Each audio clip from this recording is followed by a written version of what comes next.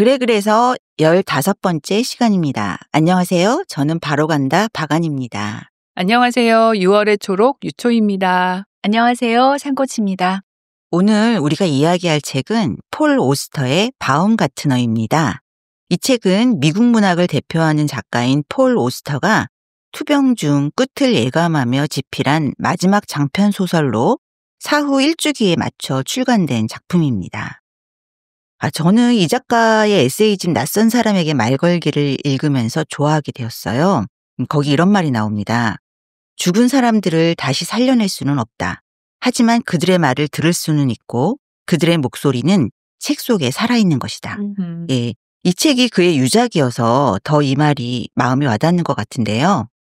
유초가 작가에 대해서 좀 소개해 주시겠어요?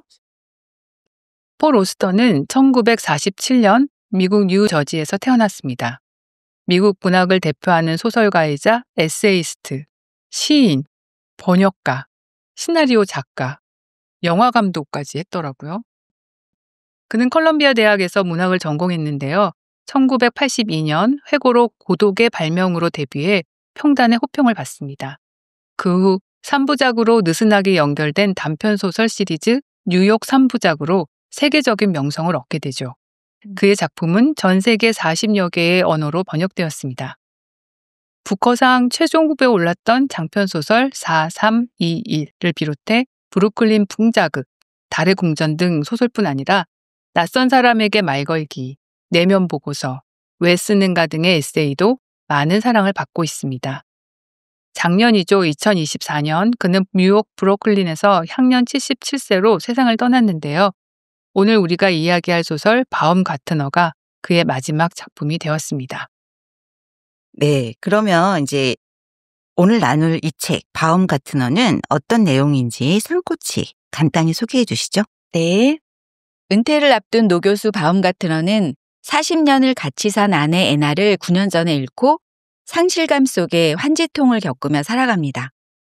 이상한 사건 사고가 연달아 일어나던 어느 날 까맣게 그을린 알루미늄 냄비를 바라보다 애나에 대한 기억들이 떠오르는데요. 이 알루미늄 냄비를 산 상점에서 애나를 처음 만났기 때문이죠. 이 소설은 하나의 사건을 끝까지 밀고 가는 그런 형식은 아닙니다. 주로 주인공 바움가트너의 기억이 떠오르는 대로 그의 내적 서사를 따라가는 형식인데요.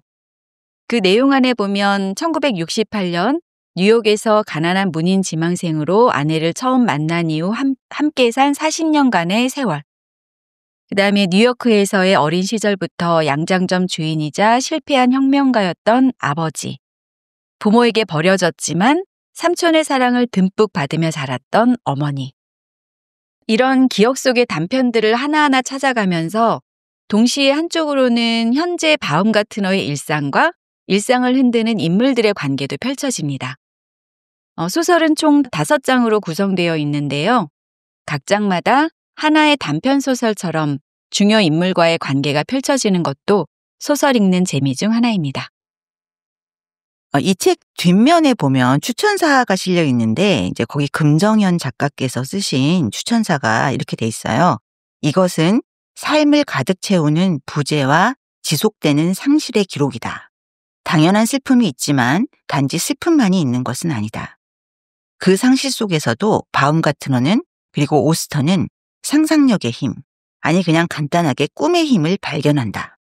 허구이지만 진실보다 더 강력한 그 무엇을, 이 책의 가장 중요한 부분을 잘 짚어주셨다 이 생각을 해요.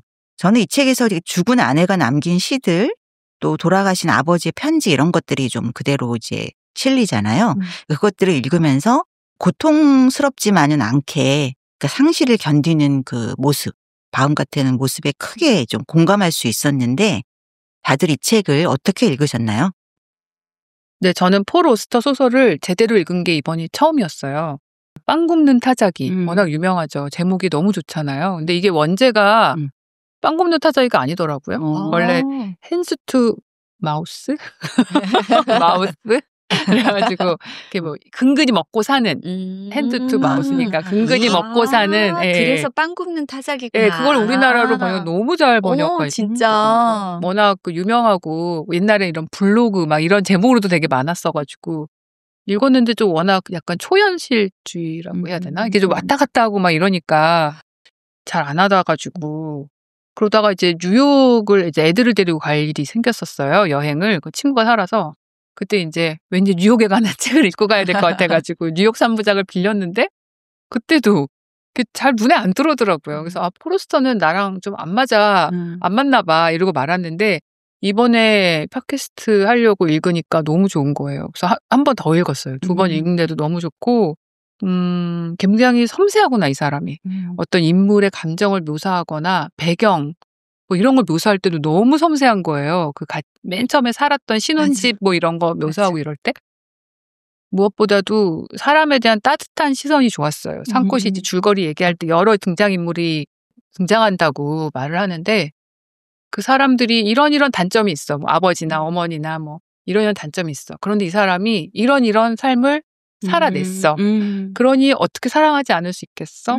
라는 그런 좀 시선이 느껴져가지고 맞아. 네, 이번 소설은 굉장히 좋았습니다. 네. 나이가 또 이 바움 같은 나이가 70세로 설정이 돼 있고 이 작가 역시 노년에 쓰신 작품이잖아요. 맞아요. 그렇기 때문에 뭔가 그러니까 세상을 좀 그 정도 살게 되면 이해하고 용서하는 그런 뭐랄까 아량이 생기는 그런 그게 나이가 주는 힘인 것 같아요. 맞아요. 예, 그런 것들이 작품에 많이 녹여져 있다. 네. 예, 저도 좀 그렇게 느꼈습니다. 네, 산꽃은 어땠어요? 네.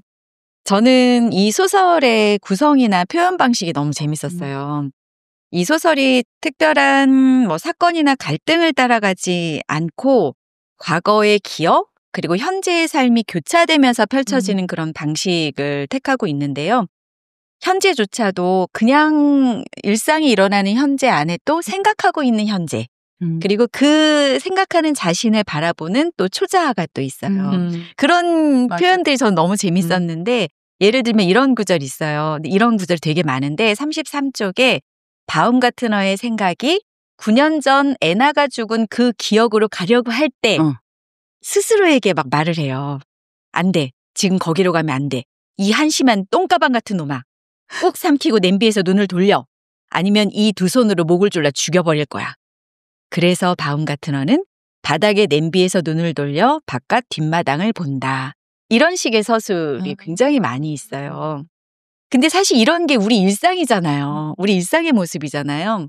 소설은 이런 식으로 기억, 생각, 그걸 바라보는 초자, 그리고 일상이 흘러가는 현재 이런 구성으로 형성이 되어 있는데요.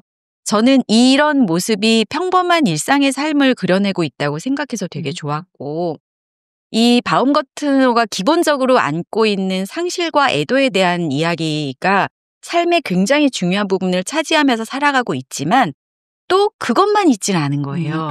왜 보통의 영화나 소설 같은 게 뭐 애도, 사랑, 기억, 뭐 전쟁, 뭐 어떤 특정 부분만을 부각시켜서 서사를 진행시키고 사실은 또 그게 재미있기도 한데 이건 굉장히 다른 방식을 취하고 있는 거예요.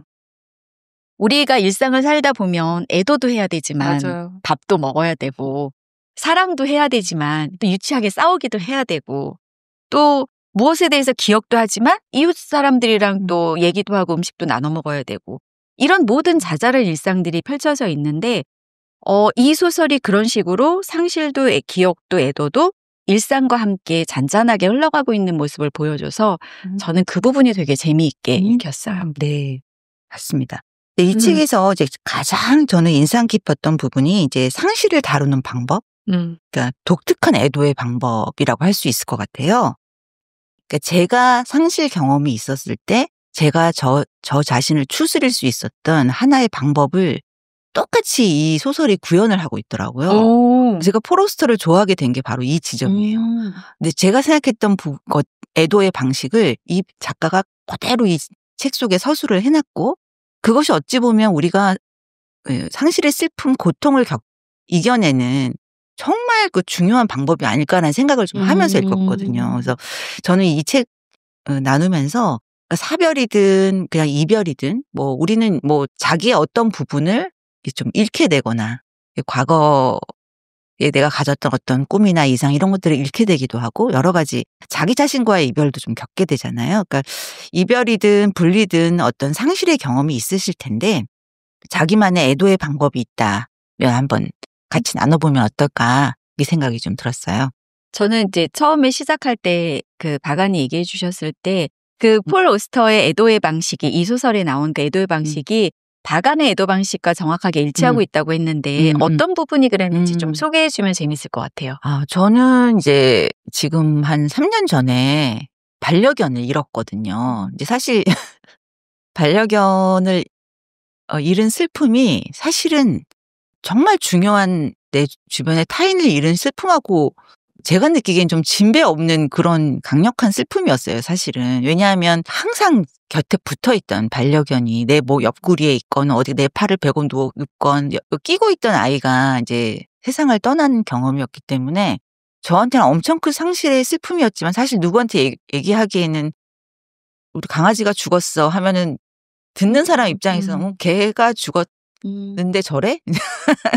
뭐 그러니까 이렇게 하기 때문에 어디 얘기할 수도 없는 말하기도 좀 왜냐면 뭐 부모님이 돌아갔자 하면은 그 얘기를 누구한테 했을 때 같이 정말 큰 슬픔을 겪었구나 이렇게 공감을 해줄 텐데 이제 반려견을 안 키우시는 분들은 잘 모른단 말이에요. 그래서 그냥 그런 일이 있었구나로 넘어가시기 때문에 혼자 견뎌야 했던 그게 굉장히 컸거든요. 이 강아지가 죽었는데 강아지 짖는 소리가 막 들리고 강아지 발 걸어가는 그 소리가 들리고 그리고 잠에서 이렇게 깰 때 항상 얘가 아침에 밥 달라고 기다리고 있다가 내 눈뜨기만 기다리고 있다가 침대 위에 이렇게 앞발을 올리고 막 짖거든요. 밥 달라고. 그 장면이 꿈인가 생시인가 이 경계에서 이렇게 보이고 들리고 그러니까 이런 경험들을 했단 말이에요. 그래서 이게 뭐지? 그래서 밤에 문득 발소리를 듣고 거실에 팍 나와가지고 혼자 우두커니 어둠 속에 서 있었던 경험도 있고요. 근데 그게 실제로 저한테는 들렸거든요. 그 소리가. 근데 그걸 여기서 이 작품에서는 애나의 타자기 소리가 들리잖아요. 실제로 이 소설 안에서. 타자기 소리가 안 들리는 거 보니까 애나가 뭐 내려와서 뭘 먹고 있나 보다 이렇게 생각할 정도로 이미 현실에 존재하지 않는 애나의 어떤 같은 공간에서 살았던 사람의 어떤 기억 속에서 실제로 그 소리가 들리고 목소리가 들리는 이런 경험들을 하게 되는 거죠. 이제 그러면서 그거에 대한 해석을 이제 환지통이다. 환지통이라 하면 이제 전쟁에서 왜 팔다리가 약간 총상이나 뭐로 해서 부상을 당해서 이제 팔다리를 뭐 사지를 절단하게 된 사람의 경우에 내 팔이 있는 것처럼 느껴지는 내 팔이 있고 되게 아프고 내 팔이 뭔가 많게 닿은 부분이 아픈 것 같고 이렇게 느껴진다고 하거든요. 그러니까 몸에 붙어있던 부분이 갑자기 상실되었을 때 마치 그것이 아직까지 존재하는 것 같은 느낌으로 느껴지는 게 실제 경험자들의 또 보고이기도 하고 그런 것들을 환지통이다라고 이제 설명을 메릴로 뽕티라는 철학자가 이렇게 책에다가 쓰신 것 같아요. 여기도 이 바움가트너가 메릴로 뽕티로 박사학위를 받은 사람으로 나오는데 그걸로 설명을 하니까 저도 몸에 붙어있던 누군가의 존재를 잃었을 때 마치 같이 아직까지 같은 공간에 있는 것 같은 그런 자꾸 착각, 환시, 환청 이런 것들로 경험했던 것들이 이 소설에 너무 잘 그려내고 있어서 표현돼 있어가지고 진짜 공감을 하면서 읽었거든요. 맞아요. 요즘은 그 펫 로스라고 하잖아요. 그거에 대한 관심도 많고 그래서 예전같이 그렇게 폄하되진 않는 것 같은데 아직 우리 사회에서는 그런 면들이 아직 있기는 하죠. 또 뭐 다른 강아지 기르면 되지 약간 이런 느낌으로. 뭐 애도의 방법이 있다면 소개를 좀 해주시죠. 누군가에 만났을 때 인연이 끝나는 경우들이 있잖아요.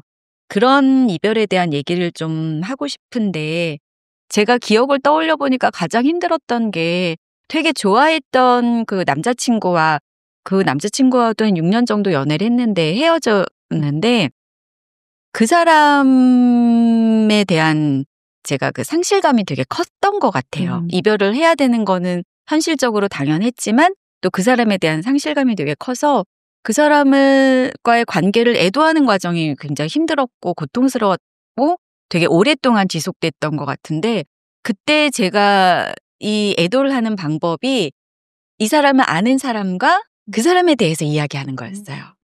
혹은 나의 연애 이야기를 잘 들어줄 친구와 그 사람에 대해서 계속 얘기를 하는 거죠. 근데 어느 순간이 되니까 그 사람에 대해서 얘기를 더 이상 하기 어려운 상태가 되는 거예요. 시간도 오래 지났고 같은 얘기를 이렇게 반복하게 되고 그래서 얘기를 못하게 되니까 그게 너무나 슬프더라고요. 근데 제가 세월호 그 부모님에 대한 어디 책에서 읽었었는데 그 세월호 부모님이 가장 슬펐던 게 남들이 다 자식 얘기할 때 나도 자식 얘기를 하면 분위기가 숙연해지면서 되게 애매한 분위기가 되더라는 거예요. 그러면서 이제는 잊고 더 너무 생각하지 말고 이런 얘기를 할 때 자기는 너무나 슬펐다는 거예요.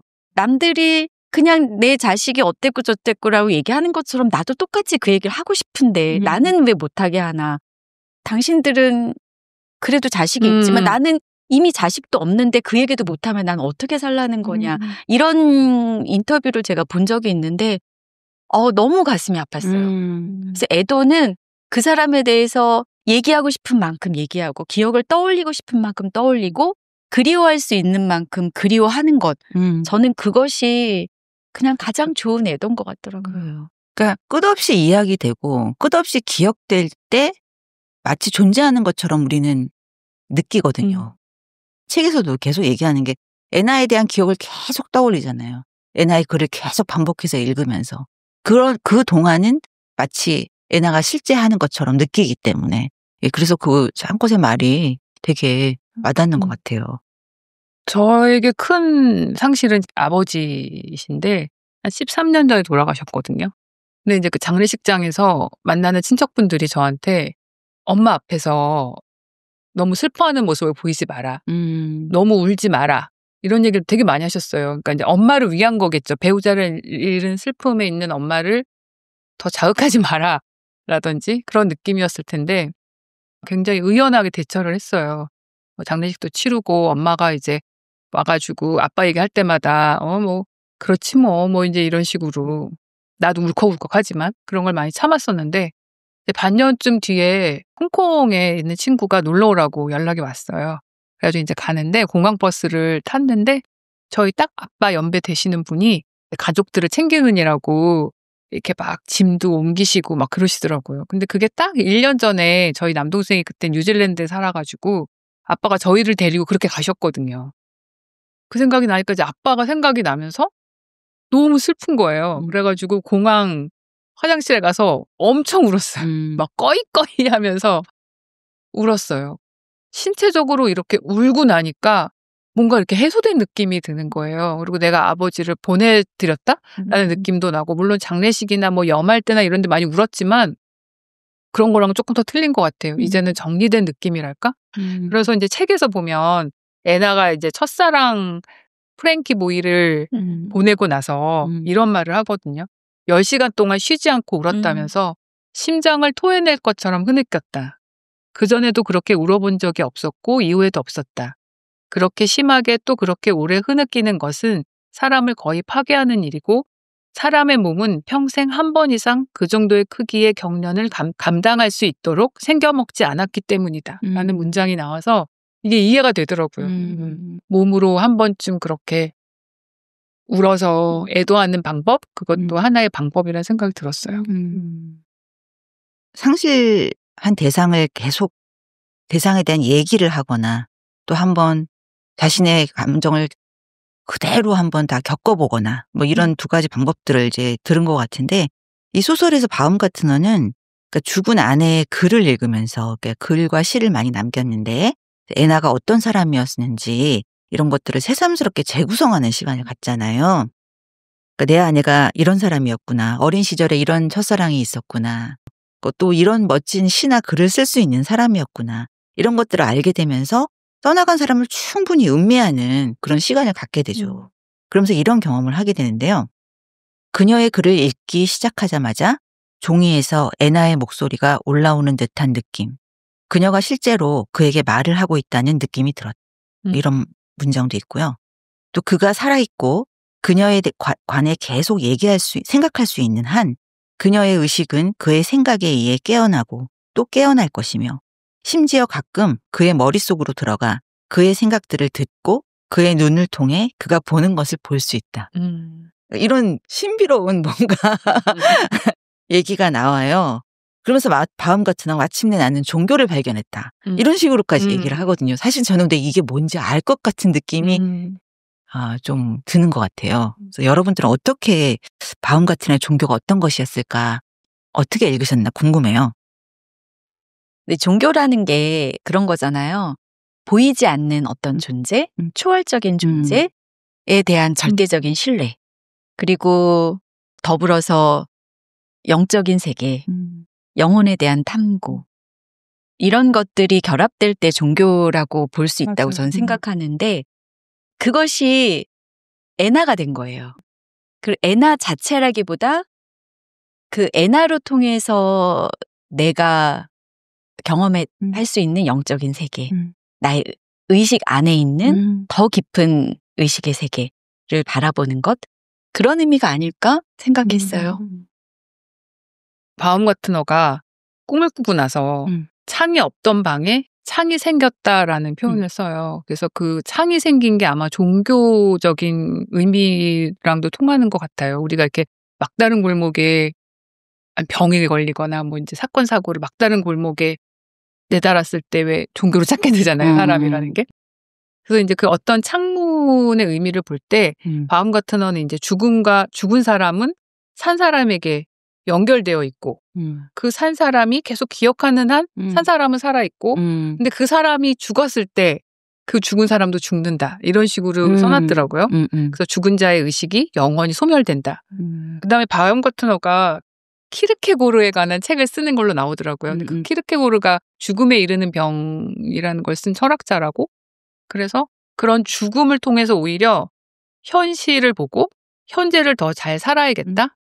이런 거를 더 느낀 것 같아요. 바움 같은 어가.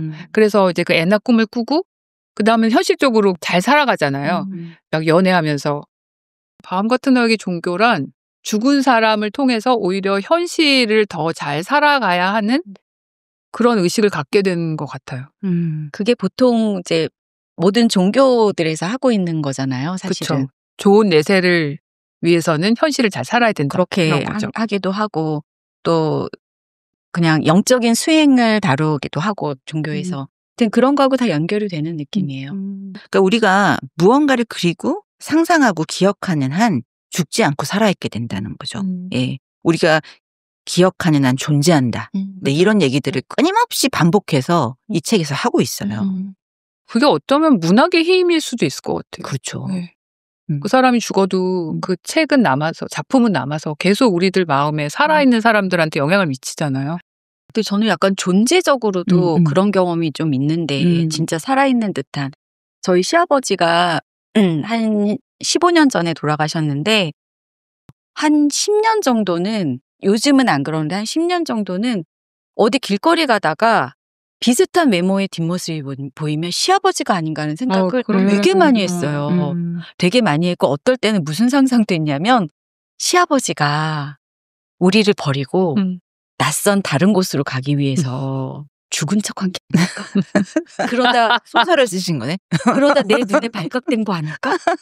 저 진짜 진지하게 생각했어요. 그 뒷모습이 너무 비슷해서. 비슷한 분들이 너무 많이 보여가지고 저는 시아버지인데도 그런데 진짜로 내 한 몸 같았던 존재를 잃었을 때 그런 느낌들, 진짜 물리적으로 존재할 것 같은 느낌들 갖겠다는 생각해봤어요. 제가 그래서 세월호 때 너무 힘들었던 게 그때 이제 저도 그런 느낌 많이 받았거든요. 저희 아버지와 비슷한 어르신이 이렇게 앞에 가시면 아빠인가? 조금 마르고 좀 작고. 그런데 그럴 때가 되게 문득문득 있는데 세월호 사건이 펴졌을 때 그러면 그 세월호의 어머니 아버지들은 교복 입은 애들만 봐도 자기 아이가 떠오를 거 아니에요. 그 생각을 하니까 미치겠는 거예요. 저분들은 어떻게 살아가지 앞으로? 그래서 그때 제가 너무 힘들었던 것 같아요. 그런 부분이 겹쳐지면서. 그리고 산꽃이 그 재밌는 얘기 하셨는데 저희는 사실은 저희 집 반려견이 있는데 반려견이 저희 아빠랑 되게 닮았어요. 그래서 우리가 맨날 장난으로 전호섭 씨라고 부르면서 아빠가 왠지 반려견 망고로 이렇게 오신 것 같아가지고 우리들끼리 그냥 농담으로 너무 비슷한 면들이 조금 있고 그럼 우리 갖다 붙이는 거겠죠 사실은. 그렇게 약간 뾰족한 얼굴이라든지 그런 게 너무 닮아서. 아니 실제로 과학자들 애도법은 그래요. 이게 우리가 다 원자로 이루어져 있잖아요. 그렇죠. 원자로. 몸이. 그러니까 사실 이 세상은 다 죽은 상태라는 거지. 맞아. 우주는 다 죽은 상태가 훨씬 많고 어떻게 보면 우리처럼 이렇게 생명하고 살아있는 것 자체가 신비한 일이라는 거예요. 기적 같은 일. 그러니까 우리가 죽는다는 것은 그냥 우리를 구성하던 이 원자들이 그냥 흩어져서 사라지는 거지 어디로 가는 게 아니다. 어디로 완전히 소멸되는 게 아니고 이 원자들이 사라져서 뭐 나무의 어떤 일부분이 되기도 하고 공기의 일부분이 되기도 하고 흙의 일부분이 되기도 하는 거기 때문에 그냥 늘상 우리 주변에 존재를 하는 거다라고 이제 과학자들이 이제 그런 식으로 생각을 하면서 자신의 애도 방법은 그거다 이렇게 얘기를 하는데 저도 굉장히 동의하는 측면에서 윤회라는 게 사실 우리가 어떤 개체가 뭐 사람으로 있다가 다음에 뭐 강아지로 태어나고 이게 아니라 그냥 이렇게 흩어져서 원자로 흩어져서 다른 것의 일부분이 되면서 계속 삶을 이어가는 거. 저는 그게 윤회라는 생각을 하거든요. 그게 불교에서 말하는 윤회가 그거잖아요. 되게 과학과 철학이 합쳐진 게 그 불교 철학이잖아요. 네. 그래서 윤회라는 얘기를 하시더라고요. 그러니까.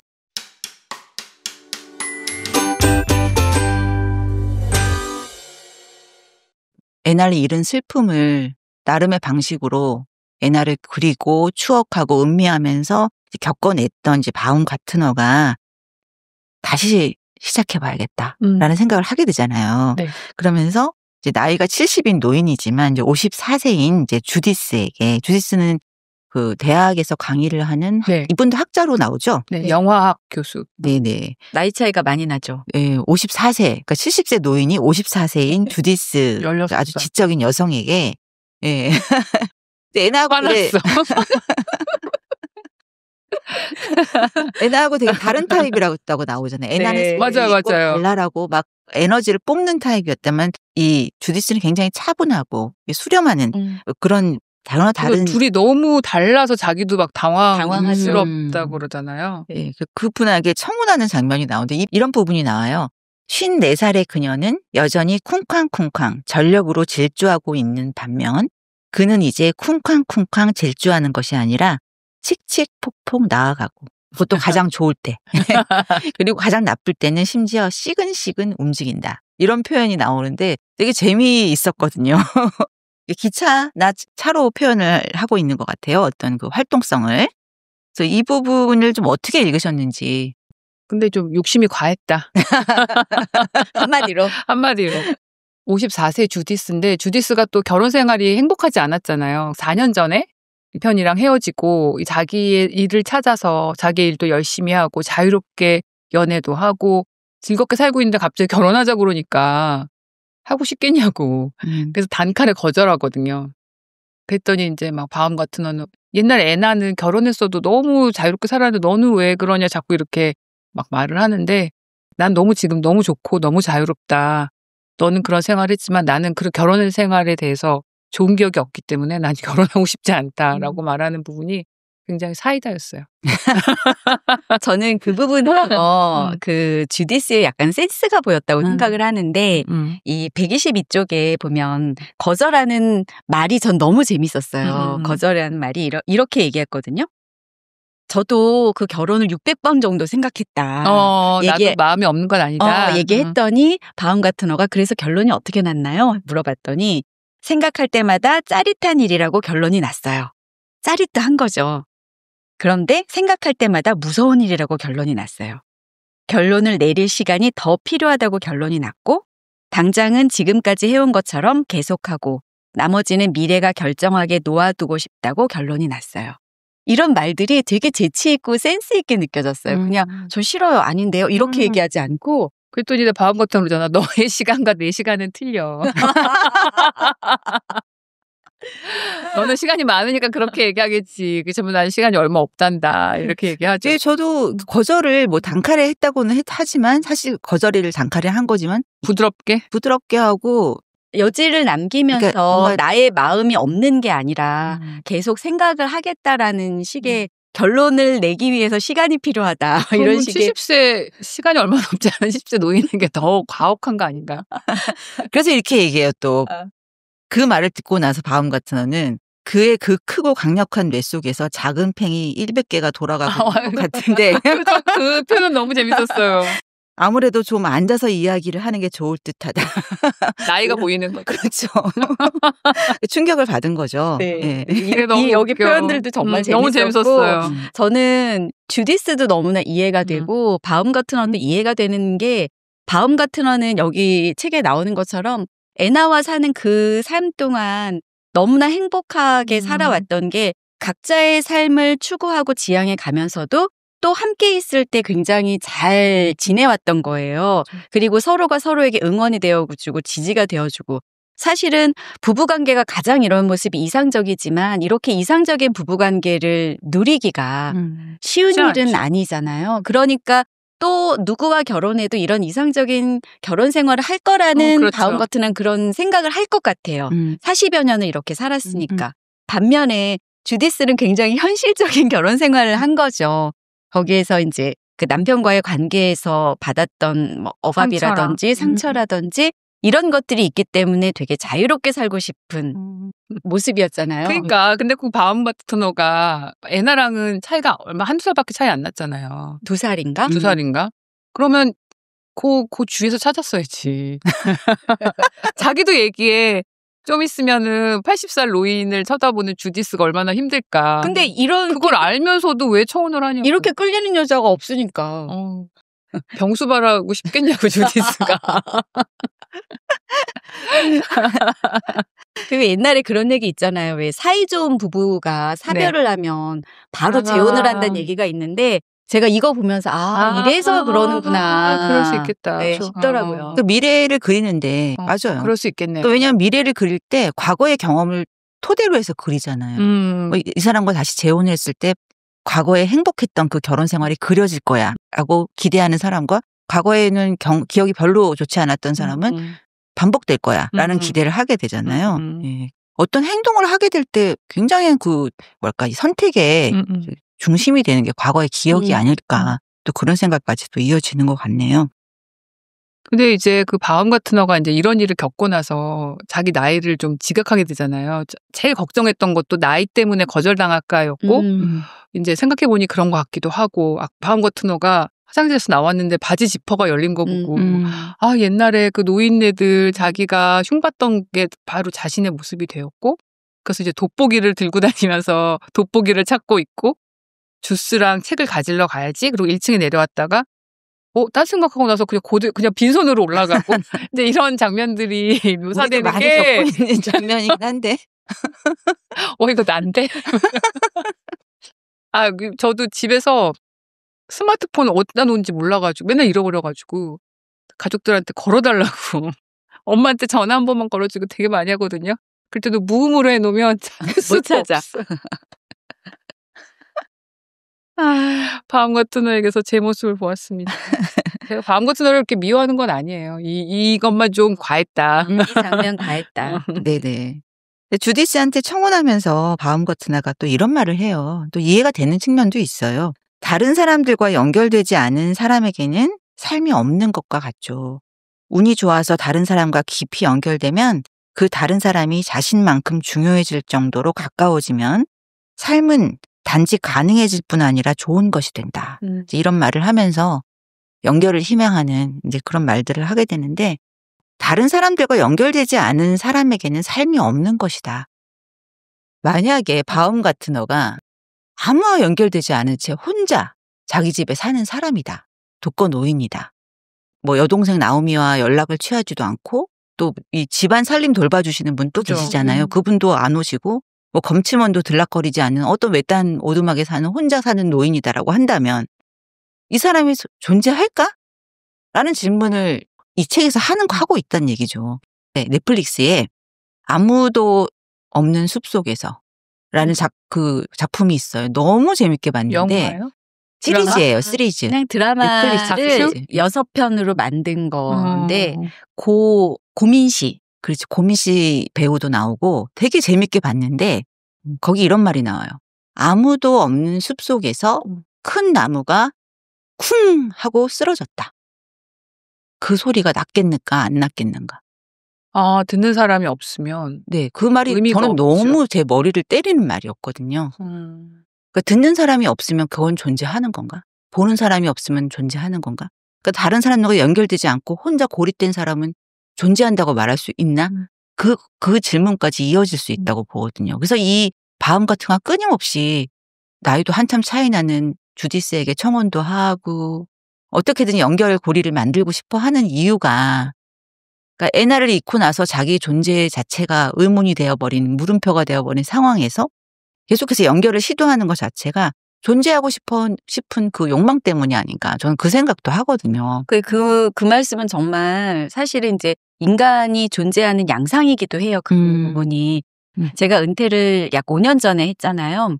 근데 제가 그 학교에서 재직을 하는 동안에는 끊임없이 거미줄처럼 인간관계들이 계속 있거든요. 맞아요. 물론 이제 왔다 떠나고 하지만 계속적인 인간관계들이 굉장히 수없이 많은 사람들 속에 둘러서 살 수밖에 없죠. 학교라는 공간 자체가.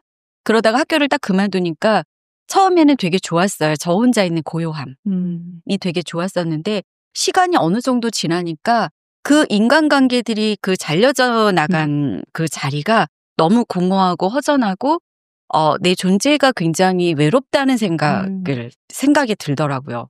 그래서 이게 인간은 혼자서는 살 수 없고 그게 깊은 관계건 얕은 관계건 상관없이 이 바움 같은 어 집에 오는 검친원과의 관계처럼 깊은 관계건 얕은 관계건 상관없이 굉장히 많은 사람들과 연결되어 살아야만 사람이 존재할 수 있구나. 근데 산꼬치 얘기를 들으니까 바움 같은 너 맨 첫 장면이 그거잖아요.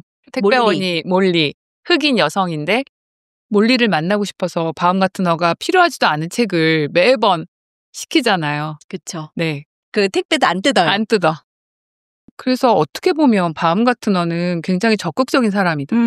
어떤 적극적인 인간관계를 만들어가는 사람이구나라는 생각이 들었어요. 맞아요. 이걸 또 불교적으로 해석하면 소리가 이 공기의 진동에 의해서 생기잖아요. 근데 이게 듣는 귀가 없으면은 성립이 안 되는 거죠. 공기가 진동하는 게 무슨 소리가 나겠어요. 듣는 감각기관인 귀가 있기 때문에 소리로서 성립하는 거죠. 존재가 어디 이렇게 따로 있는 것이 아니라 존재를 감각하는 수용체가 있기 때문에 이 존재로서 성립이 된다. 이 얘기 아니겠어요? 그러니까 우리가 우리 주변에 사람들을 필요로 하는 거구나. 나라는 존재를 인식해 줄 수 있는 그 수용 대상들이 필요한 거구나. 그래야만 내가 존재로서 성립할 수 있으니까. 이런 식의 생각을 좀 해보게 되는 거죠. 정말 중요하구나. 네. 사람이라는 것은. 그런 생각도 하게 됐어요.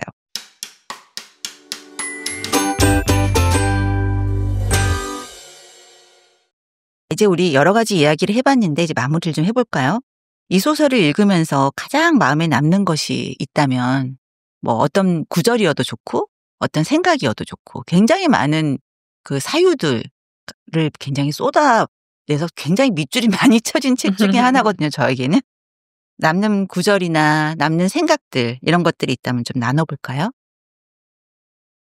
저는 그 구 쪽에 보면은 여기 아까 얘기한 그 책 배달원 몰리 있잖아요. 몰리랑 잠깐 대화를 나누는데 정말 한 구절이 나오는데 이런 말이 있어요. 아침에 만나서 서로 인사를 하면서 오늘 어때요? 라고 물어보니까 몰리가 이래요. 처음 맞는 좋은 봄날이죠? 이렇게 얘기를 해요. 그랬더니 바움 같은 어가 누릴 수 있을 때 누리자고요, 몰리. 다음에 무슨 일이 벌어질지 절대 모르는 거니까. 이 말을 했는데 이 말이 비슷한 말이 뒤에도 나와요. 맞아요. 근데 저는 이 말이 너무 좋아요. 바움 같은 어가 포로스터가 하고 싶었던 말 같네요. 네. 그래서 저는 그냥 지금 이 순간 저희가 만나는 우리 그리고 저희가 누릴 수 있는 이 세상을 그냥 재밌게 누리고 좋은 일이 있으면 무조건 하고 재밌는 일 있으면 하고 그렇게 즐겁게 살았으면 좋겠다는 생각이 들어요. 누구에게나 내일 무슨 일이 생길지 모르거든요. 심지어 바움 같은 건 진짜 긍정적인 사람인 게 맞는 게 어떤 상실을 한 상황, 굉장히 슬프고 고통스러운 상황에서도 죽은 사람을 계속해서 기억하고 상상하고 재구성해내면서 그 상황을 충분하게 그 시간들을 음미하면서 지내잖아요. 그것도 같은 맥락인 것 같다는 생각이 들어요. 바움가트너가 푸른 하늘을 보면서도 그런 얘기 하잖아요. 요즘도 날이 더워서 이 문장이 더 와닿는지 모르겠는데 지구에는 불이 붙었고 세상은 타오르고 있는데 그래도 지금 당장은 이와 같은 날이 있으니 즐길 수 있을 때 이런 날을 즐기는 게 낫다.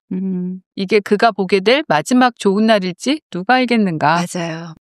가끔 그런 생각하거든요. 아빠가 여름에 돌아가셨는데 그러면 아버지는 그 전 겨울에 눈을 내가 이게 마지막 보는 눈이다라고 생각 못했을 거 아니야? 라는 생각이 가끔 들어요.